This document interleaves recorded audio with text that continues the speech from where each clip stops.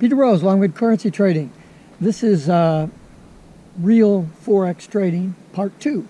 I did a video yesterday, actually, about trading with size and what that's like, and trying to help those of you that are in the smaller account, the four-figure accounts, to look ahead at what you're really trying to do, which is trade a big account, right? And so that's what the thrust of that video was about.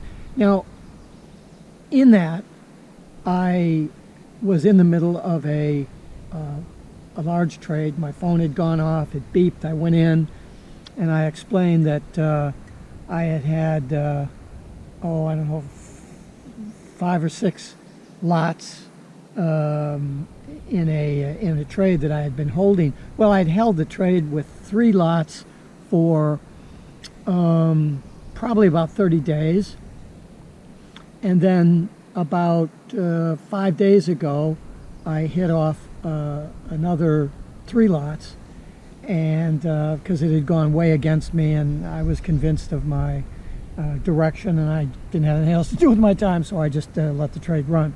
Anyway, I had 6 lots, and then when I was running the video, I had mentioned that it had just my phone had just gone off and indicated that I had gone up and hit one of my limit orders, and I was now eight lots deep, and that's real trading. And some of the issues that were surrounding my thought process and what was going on in that trade. And then I kind of left it go because the trade was running with 8 full lots. During that video, however, my phone beeped another 3 times and I ended up 12 full lots deep. And the way I trade 1 full lot per $10,000 of bank, because I want to have margin money and I want to have plenty of runway, so that if the trade runs against me, I can hold on. So what does that mean, boys and girls? I'm $120,000 deep in this trade. So I want to pick that up because this is part of some of the issues that you're going to face when you are that large trade size, trading with large lot size, right? And so the issue was, after I finished recording that video, I knew my phone had gone off. I go into the library, and there I am, 12 deep, with still some limit orders to add more to it. I have a very big profit target. It was one of the most aggressive profit targets that I've had. So all of the losses that I had told you about that I had experienced during the term of that trade were in proportion to where my profit target was. And I never had, I mean, the position was running in loss, but I never closed the position to realize the loss. Okay, I don't count my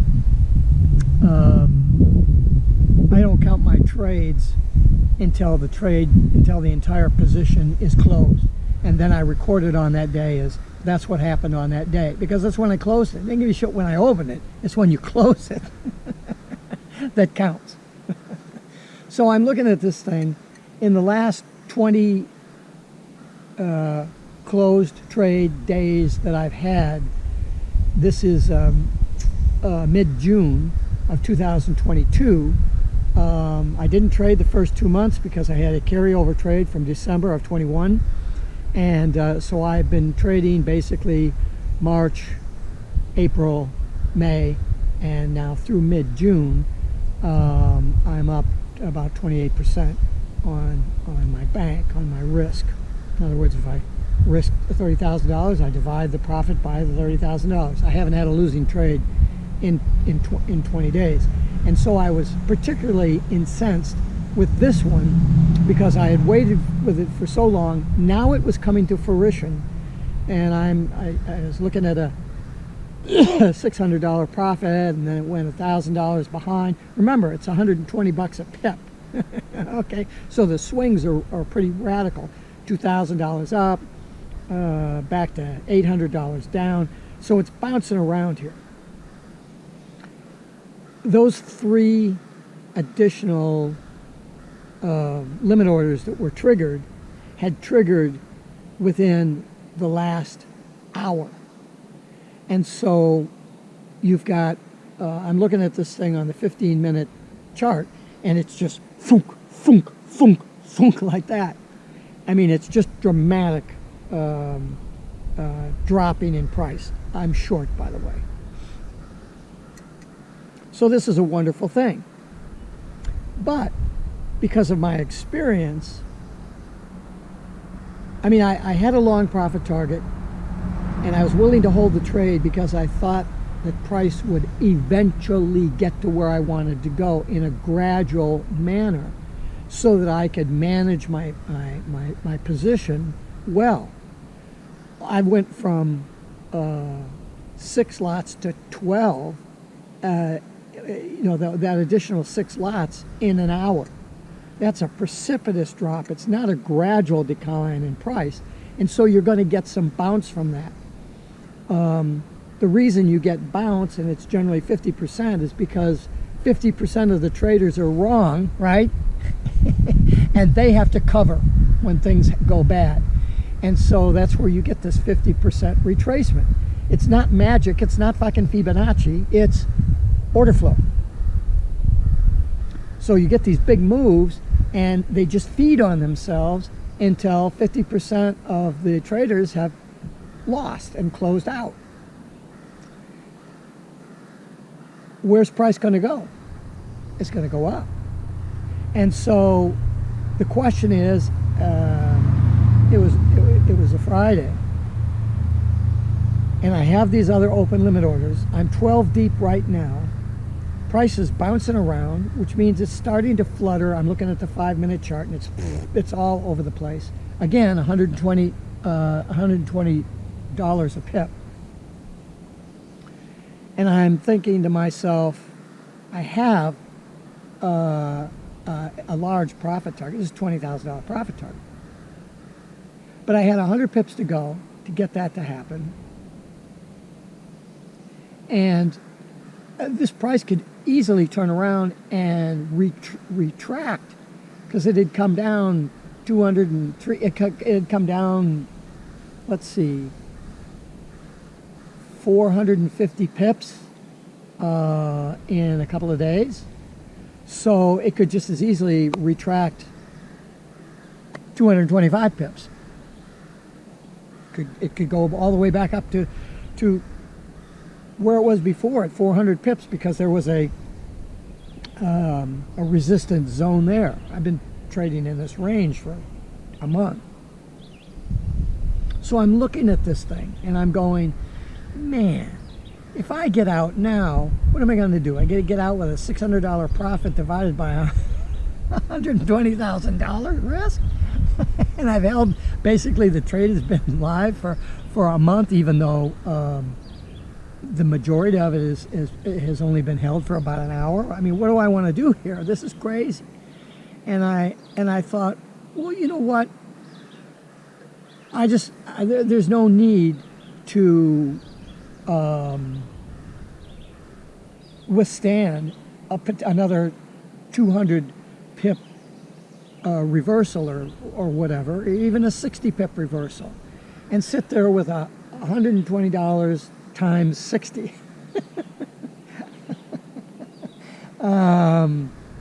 There's no need for that. What I should do is, my original premise for the trade is different because the surrounding structure of that trade and the price action over the last month, let alone the last hour, 2 hours, or 4 hours, has radically changed the playing field. So I'm really not dealing with a $20,000 profit target anymore. That's off. So what I did, and this is the reason for this video, is that I want to tell you that when you get into the larger positions, you can't fall in love with them just because they're going your way right now. Because if it flips on you, the money goes away really fast. And so I'm watching the price. It's a couple of $1,000s in my favor. It's $2,500 in my favor. It's $4,000 in my favor. It's $2,800 in my favor. I'm going to get out. So I wait. It goes to $3,000 in my favor. It goes to $4,000 in my favor. I hit the close all button, and I closed out of the trade, and I netted $3,800. All right, so let's take the $3,800 and divide that by the $120,000 risk. That's a little over 3% that I've made on my risk. But it took me from the inception of the trade until now, regardless of whether the majority of the trade was occurred or was put on in the last hour, I've had the position open for 30 days. So now you take a 3% return and divide that by 30. Oh my God.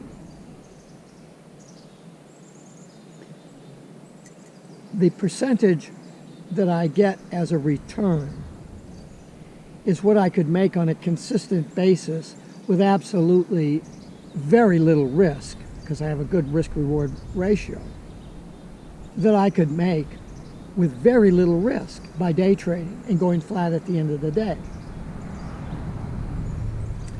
Sitting here at this decision point at the time when I said I'm going to get out of this stuff at 3,000, that's how the difference. It went $1,000 in my favor and just, well, 10 pips, right?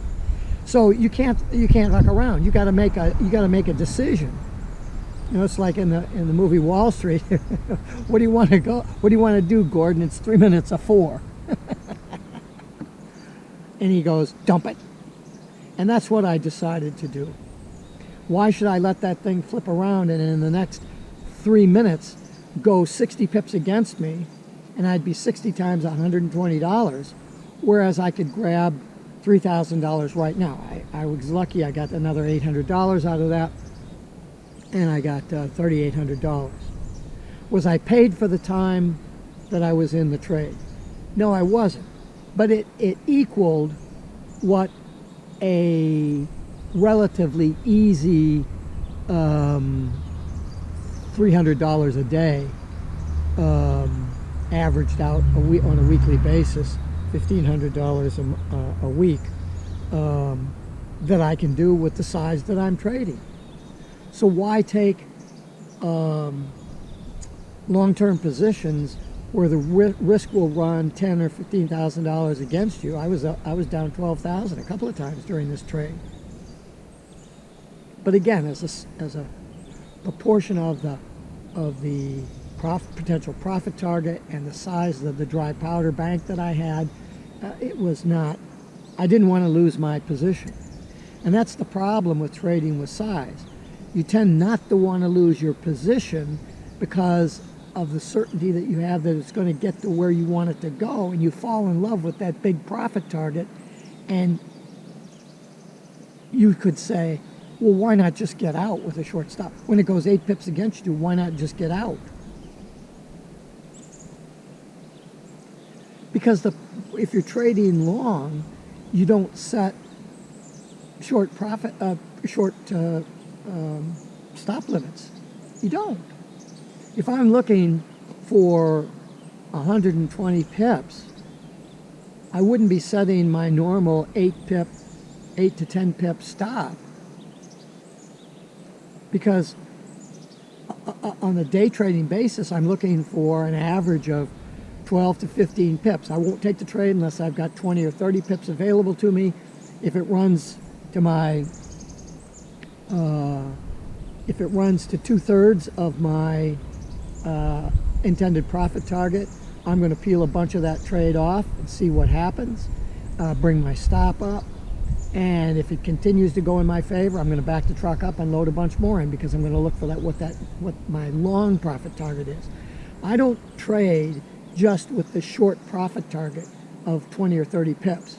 If there isn't a backup that's 30 to 60 pips above that, If there isn't the potential for it to go there, I'm not going to take the trade just because there's a 20 or 30 pip opportunity for me to get in and take the trade.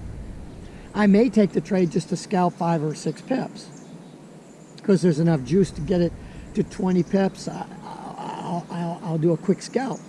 And when you can do that with size, if you have confidence and you understand momentum, you could go in there heavy, like with 3 fulls or 5 fulls, and get the 5 pips and pull that puppy out. So you make 5 pips on, you make 250 bucks. Boom, right? Because 5 lots is 50 bucks a pip, and you go 5 pips, $250 in a minute. And then you reevaluate, and then you go back in and do that again. Well, that $250 is about what the average was for this long-term trade. But look at the risks that I had to take. If you're going to go and trade long-term, if you're convinced that that's what you want to do, learn how to trade on the short-term time frames, because it will teach you that if you are going to do long-term trade, treat it like a short-term trade. And if it continues to go in your favor, then you can back up the truck and load in, and then you can move your stop up to break even. But if you're going to day trade, you want to have a short stop. If you're wrong, get out and take another swing at it. Or if it continues to go against you after you've gotten out, flip and reverse. Go the other way. I mean, these are all subtleties that you learn in a course. Me telling you about it doesn't do you any good, just like me telling you what it feels like when you're sitting there at 120 bucks a pip with a $3,000 profit and the potential to get $6,000 or $8,000 behind real quick. But you've held the trade for 30 days and you really want to get that long profit target. Are you going to have the discipline to cut it and get out? It isn't that I lacked discipline before and didn't get out. It's that the position at that time was so consistent with the price collapsing to the point where the staging that I was doing and the proposed staging that I was going to get into was going to lead me to more than a $3,800 profit. I was figuring I'd at least get six to 10,000 before I saw a flutter that would be significant enough that would come up and hit some trailing stop that I might have. But I'd still get 8,000 bucks or 6,000 bucks out of the trade. And so all I did was I reduced that thinking when I'm at this $3,000 level. I might have got out at the $600 profit level. I was thinking about it because I had a profit. The landscape had changed. I'm not going to fall in love with the trade. But the volatility was so high at that time, I didn't feel that the move was done. It turns out that after getting out with the $3,800 profit, again, this is on a Friday, price closed about 10 pips below where I got out. So if I would have held that, I would have made another $1,200. And now it's frozen over the weekend. What do you think it's going to do when it opens on Sunday night? Right? The other reason that I wanted to get out where I got out, instead of holding it, was because my next limit order was just around in a very close proximity to a daily, what would turn out to be a support area. So I'm thinking perhaps price is starting to flatline now because of that next support zone. It's not a strong support zone if you look back in the history of where the trade is, but it's a support zone. And with this thing coming and crashing down, it could very well be the support zone. And so, yeah, am I going to risk the potential for losing the $3,000 profit that I've currently got? and perhaps experience a $6,000 or $8,000 immediate reversal in price in order to gain another $1,200 on the trade. Yeah, it's a 30% increase in my, or 25% increase basically in the amount of money that I had sitting on the table that I made, but is looking for a 25% increase in my profit worth losing all the profit and going to a $6,000 or $8,000 negative position and have to carry that over the weekend and hope the crap that it doesn't go another 60 or 80 pips to the point where I'm 200 pips on $120 a pip position. Or just say, screw this, it's gone 70 pips against me, I'm out, and lose 70 times 120. You see the logic? You're not going to learn that from a book, and you're certainly not going to learn it from all these guys that are out there teaching trading on the web.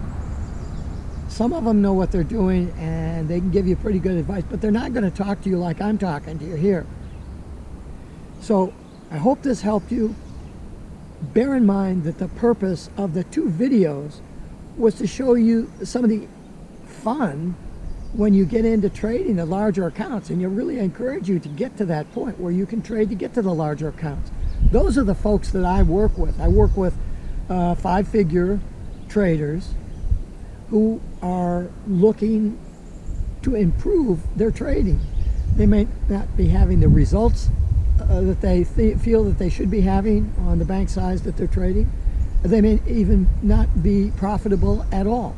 That's the folks that I'm looking to work with that can see the big picture and are working to try to trade a 6-figure account. If you're in that 21 to 34-year-old age group, that should be you. You shouldn't be down there trading a $500 account.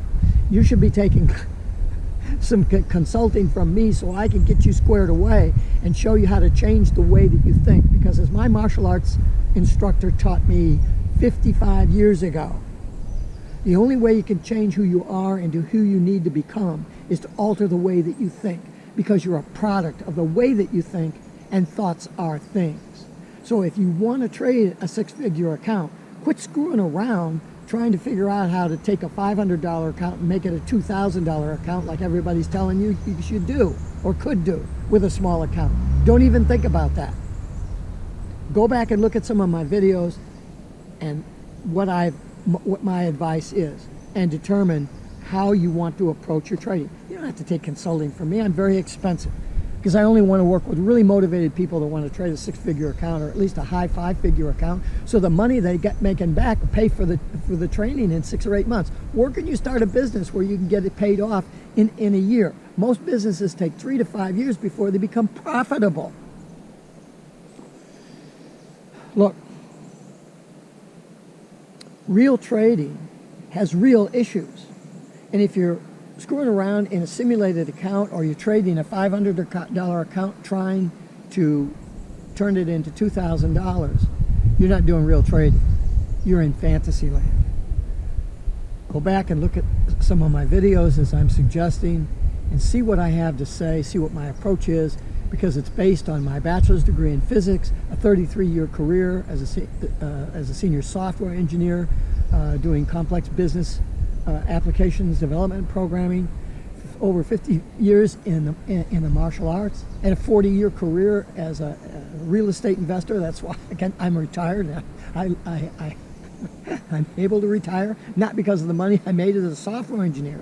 That money was spent on going to Disney World with the kids and having a boat and and living on the water with 25 feet of 4-foot glass windows and a slant roof Bauhaus contemporary overlooking the water, Dover Point, New Hampshire. Come on. You have to have your money make money, not you making the money, because there's only so much money you can make, but there's an unlimited amount of money that the money can make. Peter Rose, Longwood Currency Trading. Have a great day and have a great trading day.